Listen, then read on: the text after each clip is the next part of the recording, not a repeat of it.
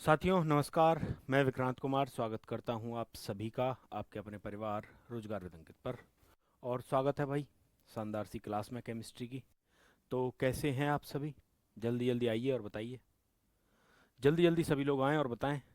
मुझे लग रहा है मेरा फ़ोटो इसमें नहीं जा रहा है, हाइड हो गया है। तो हम 1 मिनट में अभी ठीक करते हैं इसको, है ना।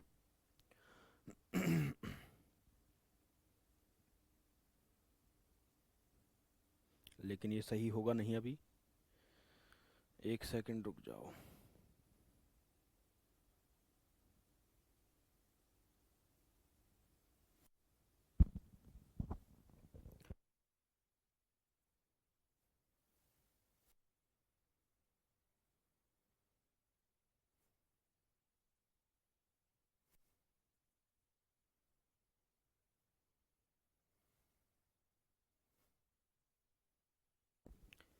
Hello hello hello.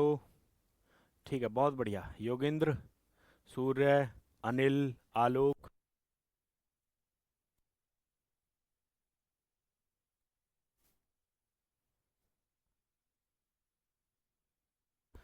हाँ जी। तो अनिल शर्मा, राधे राधे भाई। सूर्य नारायण, जय हिंद बच्चे। कैलाश, अमन, रुद्र, कैसे हो सभी बताइए एक बार। सब कुछ कैसा चल रहा है? बढ़िया चल रहा है? नीचे कर दो कमेंट। सर इंग्लिश से ज़्यादा हिंदी का यूज़ करो। नहीं भाई, दोनों बराबर करूँगा मैं, ठीक है। जो चीज़ हिंदी में लिखूंगा इंग्लिश में भी लिखूंगा, और जो इंग्लिश में लिखूंगा हिंदी में भी लिखूंगा। कभी ऐसा हो सकता है कि हिंदी में लिख दिया पूरा सेंटेंस, लेकिन उसके कीवर्ड केवल अंग्रेजी में लिख दिए, लेकिन सेंटेंस को बनाने के लिए जो भी सहायक क्रियाएं हैं हो सकता है वो हिंदी में लिख दूँ, ठीक है। तो ये है, लेकिन रहेगा दोनों में, ठीक है। और हिंदी इंग्लिश ये सब, इन सब चीज़ों को अपने राह अपने सिलेक्शन में बाधा मत आने दो। अगर इन सब के बारे में ही सोचते रहोगे तो कॉन्सेप्ट में क्या पढ़ोगे तुम लोग? तुम तो डिस्ट्रैक्टेड हो, जबकि तुम्हें होना चाहिए पूरी तरीके से फोकस्ड। फोकस्ड ना होकर के तुम तो डिस्ट्रैक्टेड हो पूरी तरीके से, अपने पथ से भ्रष्ट हो रहे हो। अगर हिंदी अंग्रेजी कर रहे हो तो ठीक है, फिर समझ कुछ नहीं पाओगे। बहुत छोटी चीजें हैं हिंदी इंग्लिश। यार एक बात बताओ कि दो लैंग्वेज, लोगों को 10-10 12-12 लैंग्वेजों का ज्ञान रहता है। तुम केवल दो लैंग्वेज, वो भी बेसिक अंग्रेजी, उसमें भी दिक्कत मान रहे हो। चलिए, सब कुछ समझ आ रहा है, ठीक है भाई, धन्यवाद आशीष। अच्छा, बाकी लोगों को बताओ, सब एवरीथिंग ओके है एकदम? लास्ट क्लास में कोई किसी भी प्रकार का कोई डाउट अगर किसी बच्चे का हो तो बोल दीजिएगा। नहीं है? ठीक है, चलो तो करते हैं फिर शुरुआत बिना देरी किए। तो हम पढ़ रहे थे लास्ट क्लास में फिजिकल प्रॉपर्टीज के बारे में, भौतिक गुणों के बारे में। भौतिक गुणों में जैसा मैंने आपको बताया था, भौतिक गुणों के अंतर्गत हम पढ़ते हैं किसी पदार्थ की शेप के बारे में, किसी पदार्थ के साइज के बारे में, किसी पदार्थ के अपीयरेंस के बारे में कि वो दिखता कैसा है ना, शाइनी सरफेस है या कैसी सरफेस है। हम पढ़ते हैं उसकी अवस्था के बारे में, स्टेट के बारे में, कि वो ठोस होता है या वो द्रव होता है या वो गैस होता है। आप जानते हैं कि अवस्थाएं मोटे तौर पर 3 होती हैं, ठोस द्रव गैस, है ना। वैसे तो 5 होती हैं, मैं भी जानता हूं, ठीक है, लेकिन मोटे तौर पर कितनी होती हैं? 3 ही होती हैं। तो इन सारी चीजों के बारे में हमने लास्ट क्लास में जाना था, ठीक है। आज हम बात करेंगे फिजिकल प्रॉपर्टीज में, इनको समाप्त करेंगे फिजिकल प्रॉपर्टीज को, और फिर उसके बाद आएंगे हम लोग आगे और केमिकल प्रॉपर्टीज के ऊपर, जो कि काफी इंपॉर्टेंट आपके लिए हो जाता है, ठीक है। सर एमआर के ऑल क्लासेस अपलोड करा दीजिए। शायद अपलोड होंगी यार। हाँ, चलिए, बहुत बढ़िया।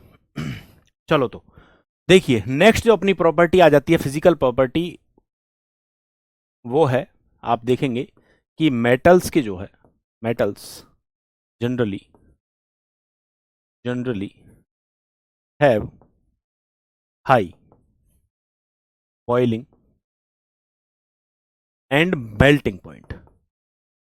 मेल्टिंग पॉइंट, धातुओं के क्वथनांक और गलनांक क्या होते हैं बच्चे? उच्च होते हैं, है ना भाई। आप एक बात बताएं, आप अगर लोहे का कोई टुकड़ा लें और उसे आप लिक्विड में चेंज करना चाहें, लिक्विड आयरन में चेंज करना चाहें, तो उसे आपको ज्यादा टेम्परेचर देना होगा कि नहीं देना होगा? तो आप बोलेंगे डेफिनेटली देना होगा, है ना। तो वही है, ठोस को द्रव में बदलना ही क्या है? गलनांक है। जिस टेम्परेचर पर बदलता है उसे गलनांक बिंदु बोल देते हैं, उसे आप मेल्टिंग पॉइंट बोल देते हैं। और बॉइलिंग पॉइंट क्या है? किसी तरल को आप गैसीय अवस्था में परिवर्तित करते हैं तो उसको आप बोल देते हैं क्वथनांक बिंदु। तो क्वथनांक बिंदु भी क्या होगा, मेटल्स का बहुत हाई होगा, बहुत उच्च होगा, है ना, ऑब्वियस सी बात है। तो धातुओं के लिखिए, धातुओं के क्वथनांक एवं गलनांक उच्च होते हैं।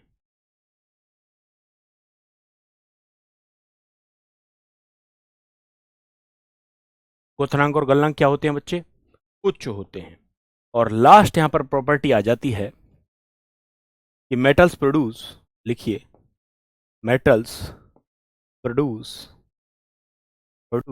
Sonorous sound, sonorous sound when they strike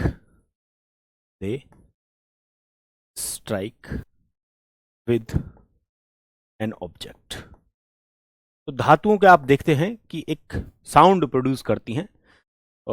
एक आप देखेंगे जो आपके स्कूल में भी आपकी यादें होंगी ताज़ा ताज़ा, कि जब पीरियड चेंज करने के लिए जो एक घंटा बजाया जाता है, उस घंटे को बजाता है जब उसे हथौड़े से पीटता है, तो एक रिंगिंग साउंड प्रोड्यूस होती है, रिंगिंग टन ऐसे करके।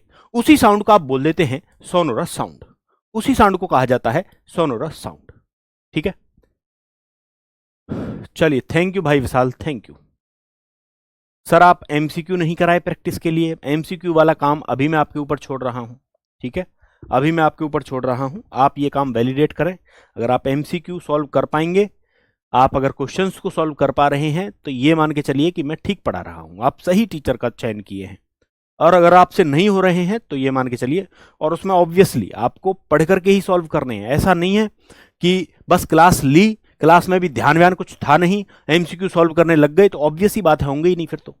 ठीक है, तो तुम्हें पहले समझना है चीजों को, घर पे रिवाइज करना है, फिर एमसीक्यू सॉल्व करना है, तब नहीं होता है। मतलब जो पढ़ाया गया है उसमें से एमसीक्यू नहीं आ रहा है तो प्रॉब्लम है। ठीक है, चलिए, तो धातु है। सोनोरस का मतलब एक तरीके से आप मान सकते हैं कि एक झंकार, या फिर आप कह सकते हैं कि एक तरीके से सुरीली आवाज प्रस्तुत करती हैं, है ना, धातुएं। सोनोरस, सोनोरस हिंदी में भी सोनोरस ही लिखे देता हूं। ठीक है, आवाज देती हैं जब उन्हें किसी चीज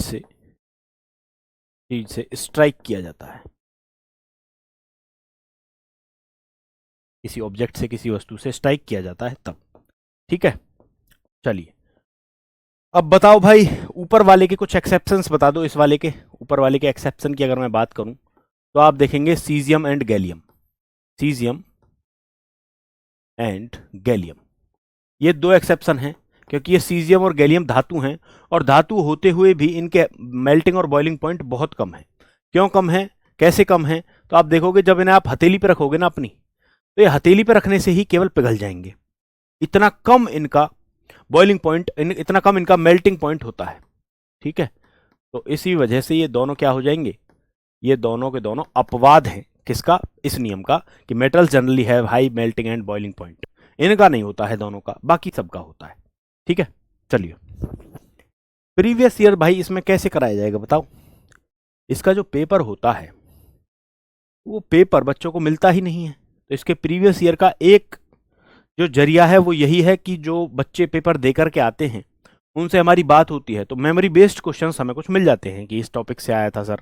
अब आप जानते हैं कि कई बार बच्चा एग्जैक्ट क्वेश्चन नहीं बता पाता है, बच्चा चैप्टर का नाम ही बता पाता है ना।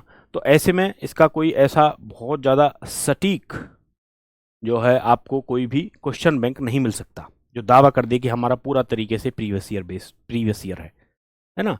तो जो ऑनलाइन एग्जाम होते हैं जिनमें आंसर की में भी पेपर नहीं दिया जाता है, उनमें ऐसा कुछ नहीं होता है, उनमें क्वेश्चन मिलते ही नहीं है। लेकिन हाँ, एक बात जरूर है कि बच्चों से बात होती है भाई, बच्चों से बात इस विषय पर को लेकर के होती है कि भाई जो पढ़ाया है वही आया है, पैटर्न में तो किसी तरीके का कोई चेंज नहीं था, कुछ ऐसा तो नहीं था कि 12th लेवल या फिर हाई लेवल पूछ लिया हो या बिल्कुल ही डाउन लेवल पूछ लिया हो।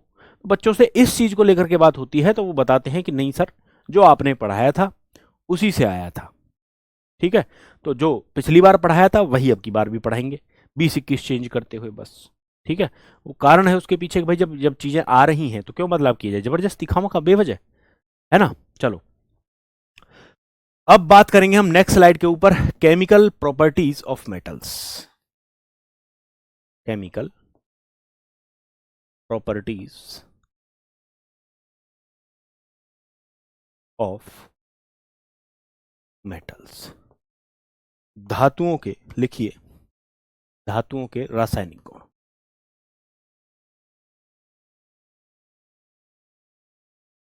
धातुओं के रासायनिक गुण, ये है धातुओं के रासायनिक गुण। और रासायनिक गुणों में हम बात करते हैं रासायनिक परिवर्तनों की, और रासायनिक परिवर्तन का मतलब है अभिक्रियाएं। अभिक्रियाएं जितनी भी होती हैं वो सब रासायनिक गुणों का एग्जाम्पल होती हैं, ठीक है।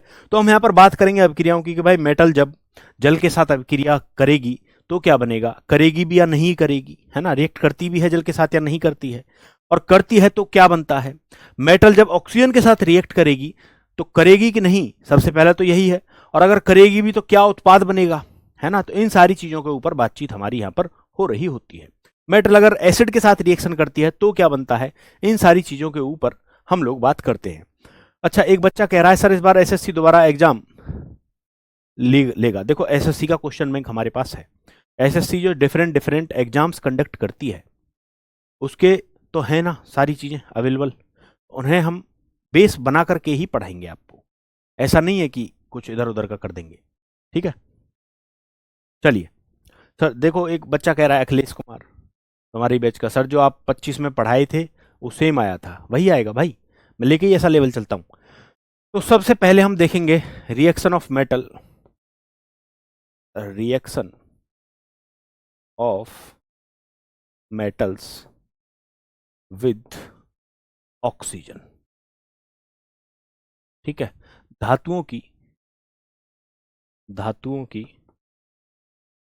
ऑक्सीजन के साथ अभिक्रिया।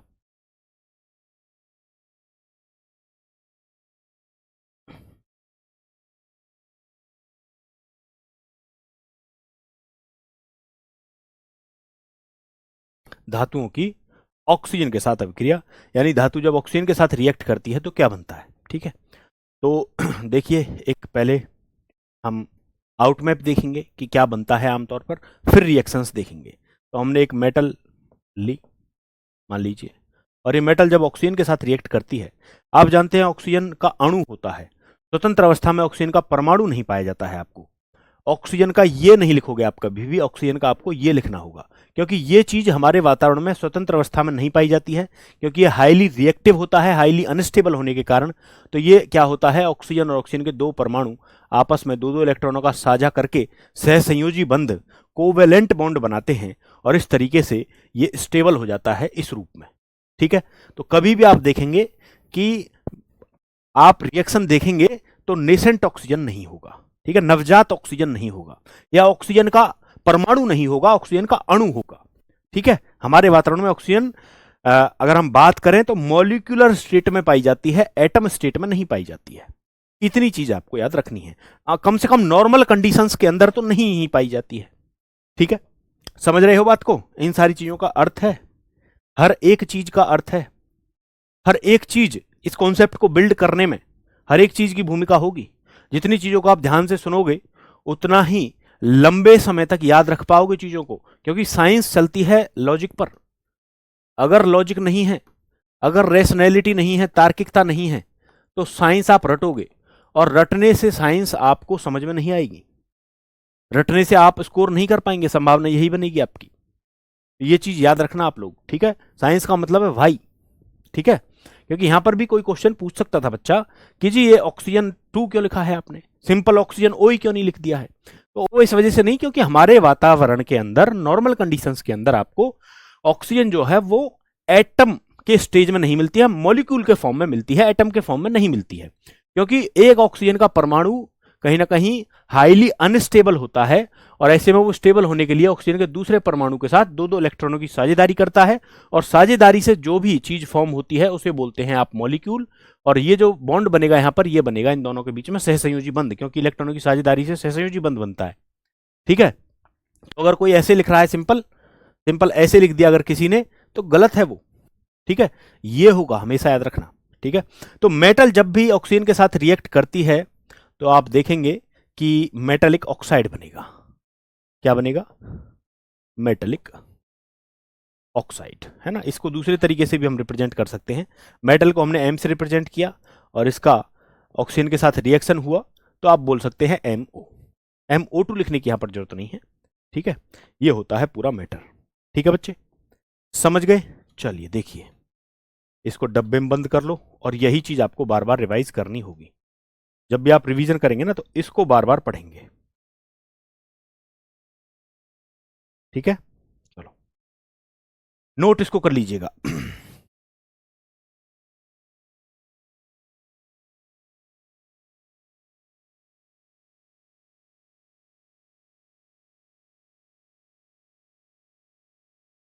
सही है ना?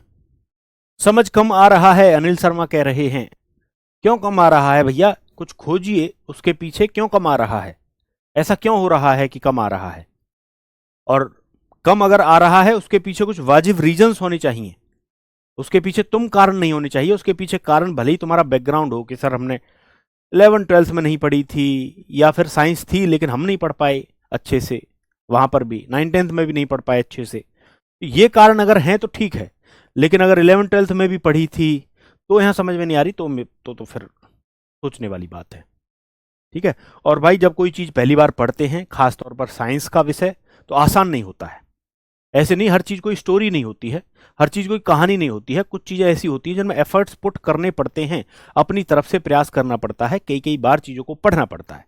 ये होता है भाई। ठीक है अनिल, तुम्हारी तुम्हें लगता हो शायद कि हर चीज आसानी से समझ में आ जाती होगी, है ना। अगर नहीं आ रही है तो टीचर कहीं ना कहीं रेस्पॉन्सिबल है।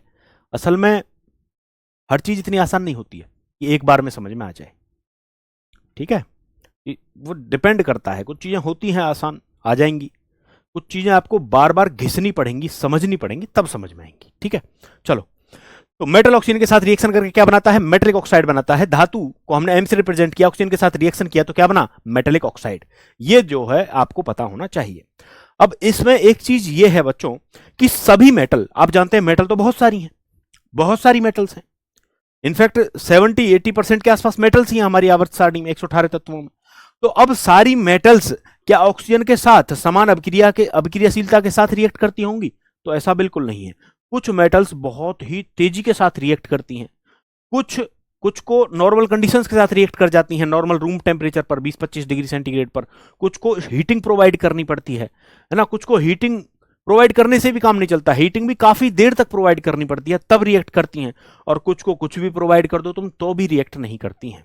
ठीक है, तो देखिए सबसे पहले लिखिए सम मेटल्स, लिखो some metals react with oxygen at room temperature. ठीक है, यानी कुछ धातुएं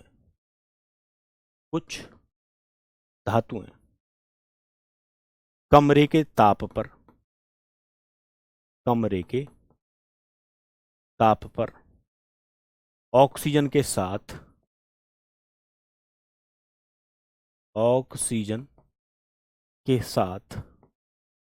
अभिक्रिया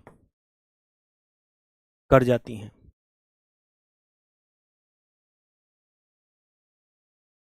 ठीक है, कुछ धातु जो है क्या करती हैं?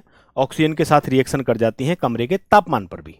ठीक है, जैसे फॉर एग्जाम्पल लिखिए, फॉर एग्जाम्पल।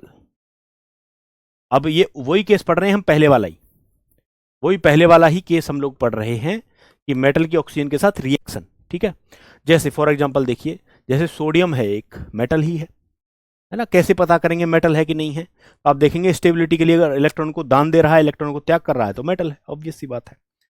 तो सोडियम जब ऑक्सीजन के साथ रिएक्शन करता है तो बनता है भाई Na2O। ठीक है, ऑब्वियसली मैं बैलेंस करके नहीं लिख रहा इक्वेशन को, ठीक है, बैलेंस करके नहीं लिख रहा हूं, तो बैलेंस आप लोग खुद कर लीजिएगा, ठीक है, अगर करना है तो। हमें केवल यहाँ पर रिप्रेजेंट करनी है चीजें। दूसरा एक मेटल होती है पोटेशियम। पोटेशियम भी रूम टेम्परेचर पर ही, कमरे के तापमान पर ही ऑक्सीजन के साथ रिएक्शन कर जाती है और बना देती है पोटेशियम ऑक्साइड। यह है सोडियम ऑक्साइड, यह है पोटेशियम ऑक्साइड, ये दोनों क्या हो गए, मेटेलिक ऑक्साइड। ठीक है, तो ये दोनों गैसों ने क्या किया, इन दोनों गैसों को, जैसे तुम अब अपने कमरे में बैठ करके पढ़ रहे हो, इस गैस को आप ले आए, सोडियम को, इस धातु को ले आए या पोटेशियम धातु को ले आए, तो ये हवा में जो मौजूद होगी ऑक्सीजन उसके साथ रिएक्शन करके जलने लग जाएंगी। भाई किसी चीज में अगर ऑक्सीजन ऐड हो रहा है मतलब उसका ऑक्सीकरण हो रहा है, मतलब उसका दहन हो रहा है, वो जलने लगती है। तो ये जलने लग जाती हैं कमरे के टेम्परेचर पर ही, नॉर्मल टेम्परेचर पर ही, इन्हें कोई विशेष तापमान आपको नहीं देना है। ठीक है, दूसरा देखिए, दूसरा केस देखो, B, some metals react with oxygen, है ना, after prolonged, after heating is provided, heating is provided। तो कुछ धातुएं लिखो, कुछ धातुएं, कुछ धातुएं ऑक्सीजन के साथ, ऑक्सीजन के साथ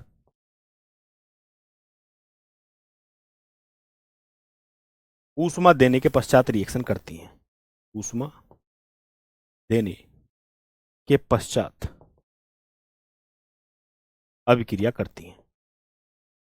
यानी ये रूम टेम्परेचर पर अभिक्रिया नहीं कर रही हैं, अभिक्रिया करती हैं। ठीक है, रूम टेम्परेचर पर ये रिएक्शन नहीं करती हैं। ठीक है, अब इनमें कौन से एग्जांपल्स हैं, इसके एग्जांपल्स देखिएगा। एग्जांपल, एग्जांपल में देखो, मैग्नीशियम, मैग्नीशियम भी एक धातु है और जब ये ऑक्सीजन के साथ रिएक्ट करती है तो ये रूम टेम्परेचर पर रिएक्ट नहीं करेगी, रूम टेम्परेचर पर ये ऑक्सीजन के साथ रिएक्ट नहीं करने वाली है। तो कब रिएक्ट करेगी भैया, जब आप इसको हीट प्रोवाइड करेंगे, ये हीट का साइन है, आपको इसको स्ट्रॉन्ग हीटिंग प्रोवाइड करनी पड़ेगी, बहुत ही प्रबल ऊष्मा आपको देनी पड़ेगी, तब ये मैग्नीशियम ऑक्सीजन के साथ रिएक्शन करेगी और बनाएगी मैग्नीशियम ऑक्साइड। ठीक है, अब बच्चों का जैसे मैं पिछली बार पढ़ा रहा था तो ये कंसर्न था, सर यहाँ पर Na2O बना, यहाँ पर K2O बना, यहाँ पर MgO क्यों बना। तो अब आपको पता है, क्योंकि मैं बेसिक्स ऑफ केमिस्ट्री में ये चीज बता चुका हूं कि जो कहीं ना कहीं कंपाउंड है वो किस तरीके से फॉर्म होते हैं, कंपाउंड किस तरीके से बनते हैं। ठीक है, ऐसा ही एक और तत्व भी है और वो है जिंक। जिंक भी भाई ऑक्सीजन के साथ कमरे के तापमान पर रिएक्शन नहीं करेगा, वो क्या करेगा, वो तब रिएक्शन करेगा जब स्ट्रॉन्ग हीटिंग प्रोवाइड की जाएगी और स्ट्रॉन्ग हीटिंग के पश्चात वो बना देगा जिंक ऑक्साइड।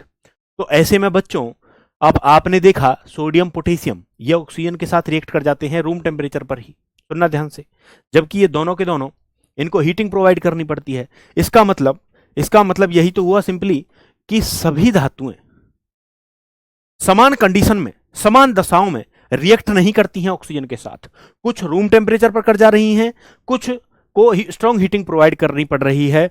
और देखिए अभी तो आप तीसरा केस भी देखिए, some metals don't react with oxygen even after strong heating, है ना, they react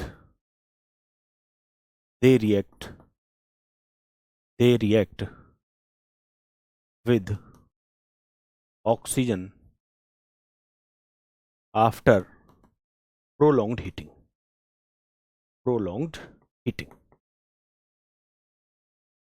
ठीक है, यानी समझिए इस चीज को, कुछ धातु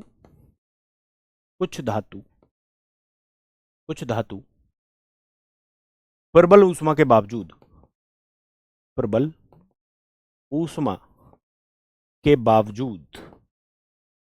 ऑक्सीजन के साथ अभिक्रिया नहीं करती, है ना, उन्हें उन्हें लंबे समय तक, लंबे समय तक प्रबल ऊष्मा देनी होती है, प्रबल ऊष्मा देनी पड़ती है, प्रबल ऊष्मा देनी पड़ती है। ठीक है, तो कुछ धातु ऐसी हैं भैया आपकी कि जो प्रबल ऊष्मा के बावजूद ऑक्सीजन के साथ अभिक्रिया नहीं करती। क्यों? क्योंकि उन्हें लंबे समय तक प्रबल ऊष्मा देनी पड़ती है, तब वो अभिक्रिया करती हैं। तो इसके एग्जाम्पल्स देख लीजिएगा आप। इसके एग्जाम्पल्स की अगर मैं बात करूं तो इसके एग्जाम्पल्स में आप देखेंगे आयरन। आयरन ऑक्सीजन के साथ स्ट्रॉन्ग हीटिंग के बावजूद भी रिएक्ट नहीं करेगा। आपको काफी समय तक इसको स्ट्रॉन्ग हीटिंग देनी पड़ेगी, लंबे समय तक, तभी ऑक्सीजन के साथ रिएक्शन करेगा और बनाएगा आयरन ऑक्साइड Fe3O4। क्योंकि आयरन की वैलेंसी 4 है, ऑक्सीजन की Fe3O4 बनाएगा। ठीक है, ऑक्सीडेशन का केस यहां पर बनेगा। उसके बाद कॉपर की अगर मैं बात करूं, कॉपर का भी सेम केस रहेगा, ऑक्सीजन के साथ रिएक्शन तो करेगा लेकिन प्रोलॉन्ग्ड हीटिंग के बाद करेगा, काफी लंबे समय तक आपको इसके साथ क्या कराना होगा, ये काफी लंबे समय तक ये अगर हम बात करें तो हीटिंग प्रोवाइड करनी पड़ेगी।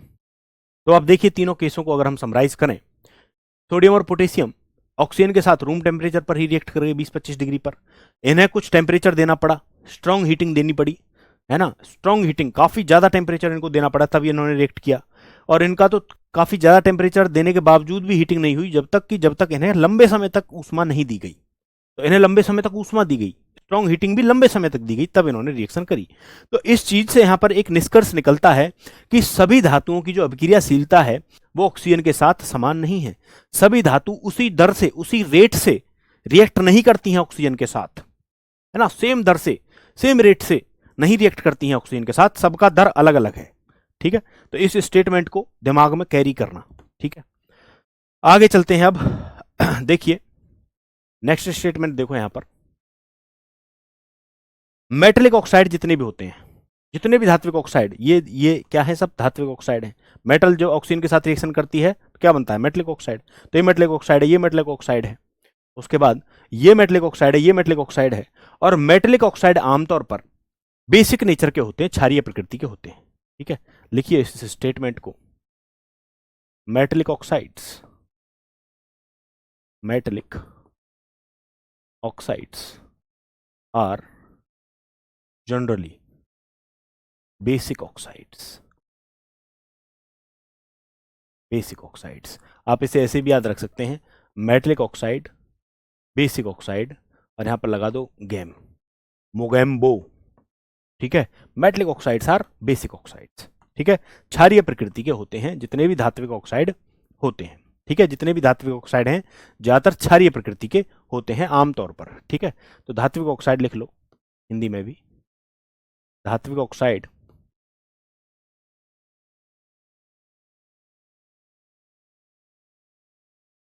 आमतौर पर, आमतौर पर क्षारीय ऑक्साइड होते हैं।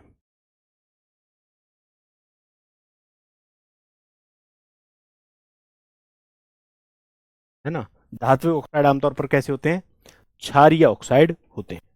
Metallic oxides are basic oxides. लेकिन अगर आप देखेंगे वहीं दूसरी तरफ, है ना, कुछ धात्विक ऑक्साइड ऐसे हैं कि जो क्षारीय और अम्लीय दोनों तरीके का व्यवहार प्रदर्शित करते हैं। है ना, some metallic oxides, some metallic oxides तो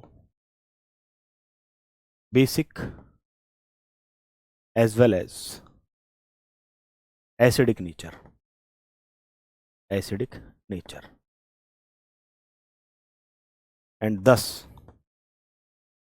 thus or we can say hence they are called amphoteric oxide, amphoteric oxide. ठीक है, लिख लो हिंदी में, कुछ धात्विक ऑक्साइड, कुछ धात्विक ऑक्साइड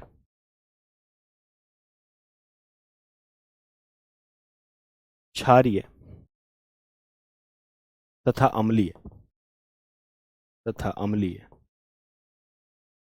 प्रकृति दिखाते हैं,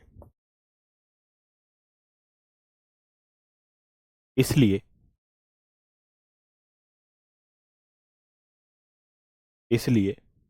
उन्हें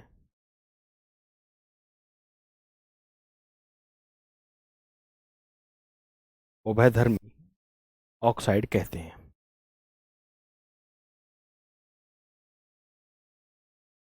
उभयधर्मी ऑक्साइड कहते हैं, ठीक है। उन्हें क्या कहते हैं? उभयधर्मी ऑक्साइड। उभयधर्मी ऑक्साइड का अन्नू कह रहे हैं भैया गुरुजी आर्यन को आर्यन का वापस, कहाँ आर्यन है, कहाँ इसमें आर्यन कहीं दिख रहा है तुम्हें इसमें? क्या कहना चाह रहे हो? कैसे समझूं मैं ये, मतलब जो तुमने लिखा है? कमेंट मत किया करो पढ़ते टाइम, प्लीज मत किया करो, वरना 2 4 5 साल बाद अकल आएगी, तब तक समय निकल चुका होगा। चलिए देखिए इसके एग्जांपल्स, देखिए इसके एग्जांपल्स में दो ऐसे ऑक्साइड हैं भाई, दो ऐसे धात्विक ऑक्साइड हैं कि जो क्षारीय नहीं होते हैं, केवल वो क्षारीय और अम्लीय दोनों तरीके के गुणों को प्रदर्शित कर रहे होते हैं, वरना उन्हें छोड़ करके बाकी जितने भी धात्विक ऑक्साइड हैं वो आपके क्षारीय होते हैं। लेकिन दो ऐसे हैं जो क्षारीय और अम्लीय दोनों तरीके की जो प्रकृति है उसको शो करते हैं, प्रदर्शित करते हैं, है ना। कौन कौन से इसमें समझिए इसके एग्जांपल्स में। एक है जिंक ऑक्साइड और एक है एल्यूमिनियम ऑक्साइड। ये दो ऐसे ऑक्साइड हैं जो केवल क्षारीय नहीं है, ये क्षारीय और अम्लीय दोनों हैं, इसी वजह से इन्हें एम्फोटेरिक ऑक्साइड बोलते हैं। अब मैं इन्हें साबित करके आपको दिखाता हूं, जरा समझिए इस चीज को। Amphoteric oxide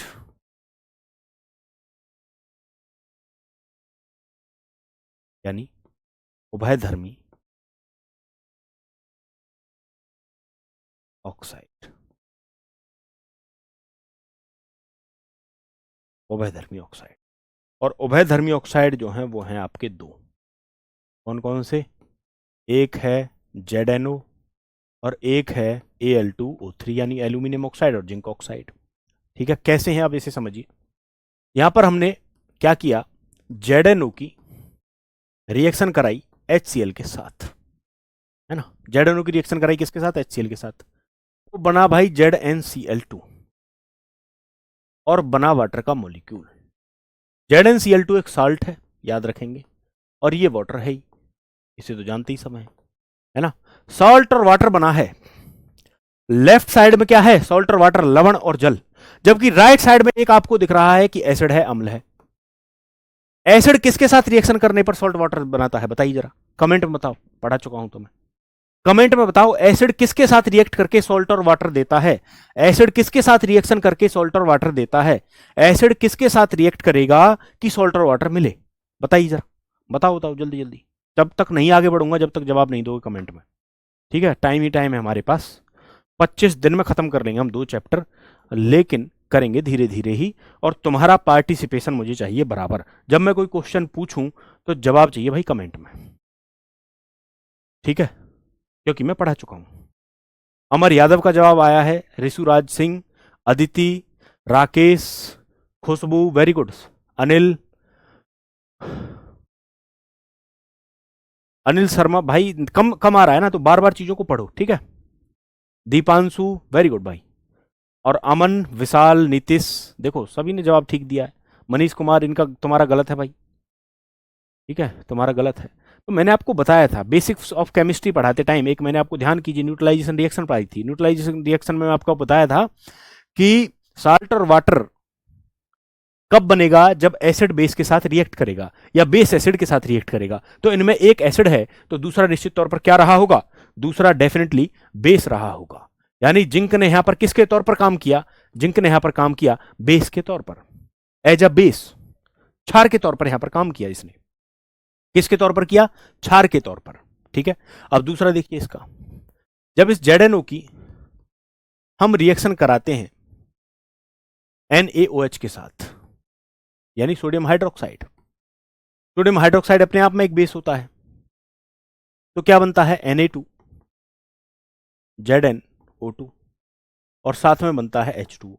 Na2 ZnO2 again ये क्या है? सॉल्ट है और ये वाटर है। तो सॉल्ट और वाटर बना। बेस किसके साथ रिएक्शन करने पर सॉल्ट और वाटर बनाएगा? क्षार किसके साथ रिएक्शन करने पर सॉल्ट और वाटर बनाएगा? क्षार ने किसके साथ अभिक्रिया की होगी कि सॉल्ट और वाटर बना? यानी यहां पर जिंक ऑक्साइड ने किसके तौर पर काम किया?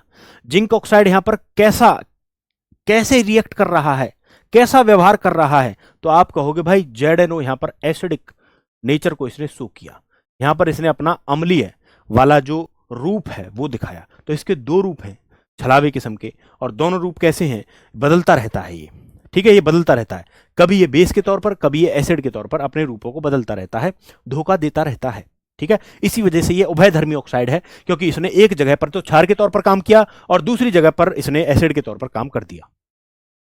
खत्म है कहानी, इतना ही था, है ना। और यही पूछा जाता है आपसे, निम्नलिखित में से कौन सा एम्फोटेरिक ऑक्साइड है? Na2O, K2O, Fe3O4, और ये दे देगा जिंक ऑक्साइड या एल्यूमिनियम ऑक्साइड दे देगा। तो आप क्या बताओगे? एल्यूमिनियम ऑक्साइड है, जिंक ऑक्साइड, जो भी ऑप्शन में है, याद रखेंगे। दोगला है ये, बिल्कुल। हाँ चलिए, ये जो है जिंक ऑक्साइड और एल्यूमिनियम ऑक्साइड, ये दोनों दोगले हैं भैया, याद रखना। चलो आगे देखिएगा, अब इसको भी एक बार इसका भी लिटमस टेस्ट करके देखते हैं ना। साइंस में कुछ भी रटना नहीं है, समझते हुए चलना है, चीज़ों को साबित करते हुए चलना है, रटने वटने की कोई आवश्यकता नहीं है। और अगर कोई रटवा रहा है तो प्रॉब्लम है, ठीक है। देखिए यहाँ पर हमने लिया, ये अब की बार लिटमस टेस्ट करना है हमें एल्यूमिनियम ऑक्साइड का।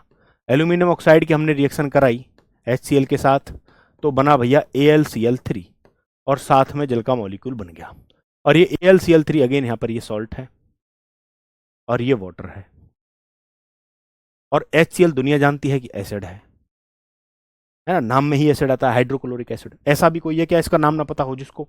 एक बार थम्स अप करके बता दो भाई, ऐसा भी कोई है जिसको इसका HCl का नाम ना पता हो कि ये हाइड्रोक्लोरिक अम्ल इसको बोलते हैं? ऐसा तो नहीं है कोई। अगर ऐसा नहीं है कोई तो ठीक है, और अगर ऐसा कोई है तो परेशान होने की जरूरत नहीं है, उसे थोड़ी सी कुछ चीजें एक्स्ट्रा करनी होंगी, उसे थोड़ा सा कुछ फॉर्मूले वगैरह यूट्यूब से निकाल करके, गूगल से निकाल करके, कुछ ना कुछ थोड़ी थोड़ी ऐसी चीजें पढ़नी होंगी खुद से, ठीक है। ऐसे नहीं जा सकते हम बिल्कुल ही कि मतलब अब हर चीज ही तो मैं, है ना, ऐसे तो फिर एक साल में खत्म होगा ये सिलेबस, ठीक है। चलो बहुत बढ़िया। अच्छा, नील्यांशु और राकेश कुमार ये दो ऐसे हैं जिनको ये भी नहीं पता है कि हाइड्रोक्लोरिक एसिड है। चलो तो देखिए यहां पर इस एसिड ने किसके साथ रिएक्शन की होगी कि साल्ट और वाटर बना होगा? तो डेफिनेटली एसिड ने बेस के साथ रिएक्शन करी होगी तभी ये बनेगा। तो यहां पर Al2O3 ने किसके तौर पर काम किया? क्षार के तौर पर काम किया, ठीक है। इसका आप दूसरा रूप देखो, इसी Al2O3 एल्यूमिनियम ऑक्साइड की जब हम रिएक्शन कराते हैं NaOH के साथ, तो देखो क्या बनता है, NaAlO2, इसे बोलते हैं सोडियम एल्यूमिनेट, और ये सॉल्ट है। क्या है ये? सॉल्ट है, और बनता है साथ में वाटर का मॉलिक्यूल, ठीक है। तो सोडियम हाइड्रोक्साइड नाम के क्षार ने, इस बेस ने किसके साथ रिएक्शन की होगी कि सॉल्ट और वाटर बना? इस बेस ने किसके साथ रिएक्शन की होगी कि सॉल्ट और वाटर बना? बेस किसके साथ रिएक्शन करता है, सॉल्ट और वाटर देता है? बताइए। बेस जो है आप जानते हैं कि एसिड के साथ रिएक्शन करेगा तभी सॉल्ट और वाटर आएगा, ठीक है। तो ये हो गया भाई। और मैं दोबारा आपको न्यूट्रलाइजेशन रिएक्शन इधर छोटे से स्पेस में एक बार रिवाइज करा देता हूं कि देखिए जब भी कभी कोई एसिड है और वो एसिड बेस के साथ रिएक्ट करता है तो बनता है सॉल्ट जमा वाटर, ठीक है। क्यों बनता है? क्योंकि ऐसे में होता यह है कि एसिड बेस के बेसिक नेचर को समाप्त कर देता है और बेस एसिड के एसिडिक नेचर को समाप्त कर देता है, और दोनों एक दूसरे के नेचर को न्यूट्रल कर देते हैं यहां पर, तो बनता है सॉल्ट और वाटर, ठीक है। दोनों एक दूसरे के नेचर को न्यूट्रल कर देते हैं, दोनों एक दूसरे के नेचर को उदासीन कर देते हैं, इसी वजह से इसको न्यूट्रलाइजेशन रिएक्शन या फिर उदासीनीकरण अभिक्रिया बोलते हैं। ये पूरी अभिक्रिया ही एग्जाम्पल होती है उदासीनीकरण अभिक्रिया का। ये अभिक्रिया, ये अभिक्रिया, ये अभिक्रिया, ये अभिक्रिया सभी उदासीनीकरण अभिक्रियाएं हैं, है ना। तो आपको ये चीज याद रखनी है। अब इसका एक डेमोस्ट्रेशन और देख लीजिएगा आप। हमने एक एसिड लिया HCl नाम का, और हमने यहां पर बेस लिया NaOH नाम का, तो भैया यहां पर बनेगा क्या? यहां पर बनेगा भाई NaCl नाम का एक सॉल्ट का मॉलिक्यूल, और साथ में बनेगा जल, ठीक है। तो यहां पर हो ये रहा है कि HCl है, HCl ने तो इसके प्रभाव को समाप्त किया, और NaOH ने HCl के प्रभाव को समाप्त किया, दोनों ने एक दूसरे के प्रभाव को समाप्त कर दिया, दोनों ने एक दूसरे की क्षार की क्षारीयता को और अम्ल की अम्लीयता को समाप्त कर दिया, उदासीन कर दिया, मतलब इसी वजह से इसको उदासीनीकरण अभिक्रिया बोलते हैं, है ना, इसी वजह से इसको क्या बोलते हैं, न्यूट्रलाइजेशन रिएक्शन बोलते हैं। ये इसमें छोटा सा कॉन्सेप्ट यहाँ पर लग रहा था, और यही चीज मैंने आपको न्यूट्रलाइजेशन रिएक्शन में बेसिक्स ऑफ केमिस्ट्री में जब थोड़ा सा एसिड के बारे में हम बेस के बारे में पढ़ रहे थे तो वहां पर ये चीज बताई थी, क्योंकि ये सब चीजें यूज हो रही हैं यहाँ पर, इसी वजह से मैं आपको पहले बता दी थी, सारी चीजें पहले ही कवर कर दी थी। जो रॉ मटेरियल लगेगा वो सारा रॉ मटेरियल तैयार कर दिया था मैंने पूरी तरीके से, है ना, कि जो भी जो चीजें यहाँ पर यूज होंगी केमिस्ट्री की वो सारी बेसिक्स में मैं बच्चों को क्लियर कर देता हूं ताकि बच्चों को समझने में कोई दिक्कत ना आए। ठीक है, समझ गए, समझ गए भैया, चलें आगे। अब देखो कुछ मेटल ऐसी हैं कि ऑक्सीजन के साथ कभी रिएक्ट ही नहीं करती हैं, जैसे सिल्वर है, गोल्ड है, ये सब नहीं करती हैं रिएक्शन ऑक्सीजन के साथ। भाई सिल्वर गोल्ड क्या है, मेटल ही तो है, धातु ही तो है, सोना चांदी ये सब धातु ही है, लेकिन ये ऑक्सीजन के साथ रिएक्ट ही नहीं करती हैं। ठीक है, चलिए बैलेंस वैलेंस तुम खुद कर लेना भाई, ठीक है, बैलेंस मैं ही करूं क्या सब चीजों को, करूं बैलेंस, बताइए। अगर आप चाहते हैं कि मैं करूं, बैलेंस करने की जरूरत नहीं होती है पेपर में, पेपर में बैलेंस करने के लिए आपका बैलेंसिंग जो है आपके सिलेबस में नहीं है पहला तो, लेकिन आपको आनी चाहिए, अगर आप एक स्टूडेंट हैं, सशक्त जागृत जागृत स्टूडेंट हैं तो आपको आना चाहिए। ठीक है, तो ऐसे में आपको क्या करना चाहिए, यहाँ पर ऑक्सीजन के 2 परमाणु हैं, यहाँ पर 1 है, यहाँ पर नाइट्रोजन के 2 हैं, यहाँ पर नाइट्रोजन का 1 है।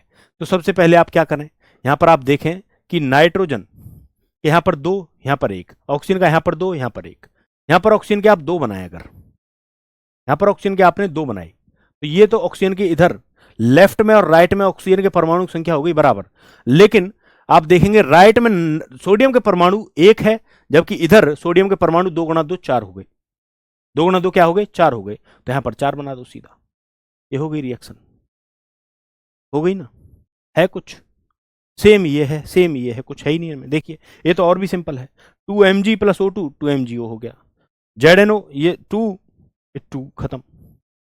तुम टेस्ट वेस्ट मत लिया करो मेरा यार, ये सब चीज मेरे लिए बच्चे वाली चीजें हैं, इनमें कुछ है थोड़ी, टेस्ट वेस्ट लेना है तो कम से कम IIT वाईआईटी के क्वेश्चन का लो।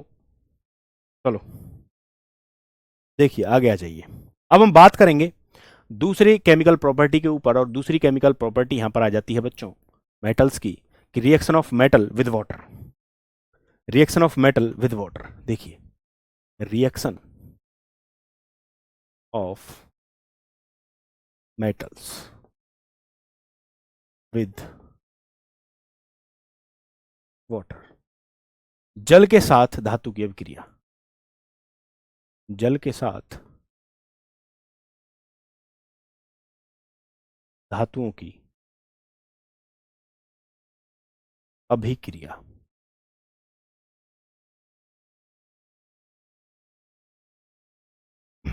ठीक है, देखिए फर्स्ट ऑफ ऑल जब भी कभी कोई मेटल है, मान लीजिए, है ना, ये मेटल जल के साथ रिएक्शन करती है तो 2 ही चीज बनाएगी, या तो बनाएगी मेटेलिक हाइड्रोक्साइड MOH, या बनाएगी मेटेलिक ऑक्साइड। हाँ जी, मेटेलिक ऑक्साइड भी बन सकता है, मेटेलिक हाइड्रोक्साइड भी बन सकता है। ठीक है, इन्हीं 2 में से कोई चीज एक बनेगी, दोनों नहीं बनेंगी, याद रखना। ठीक है, और लगा लो बीच में, और लगाओ,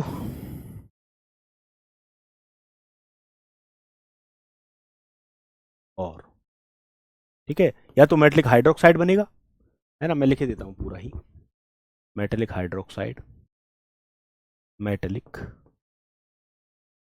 हाइड्रोक्साइड, ये सब तो वो क्वेश्चन है बच्चों जो तुम्हारे पेपर में ये सोच के पूछता है एग्जामिनर कि टफ है, बच्चों से नहीं हो पाएंगे। सोचिए यहां से हम शुरुआत करते हैं मेटल नॉन मेटल की, और ये है मेटेलिक ऑक्साइड, मेटेलिक ऑक्साइड, ठीक है ना, ये है, और लगा लो बीच में, यहां पर लिख लो धात्विक हाइड्रोक्साइड, धात्विक हाइड्रोक्साइड,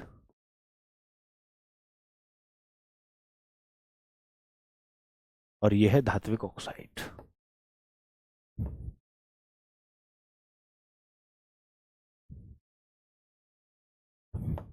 ठीक है, ये क्या है? धात्विक ऑक्साइड।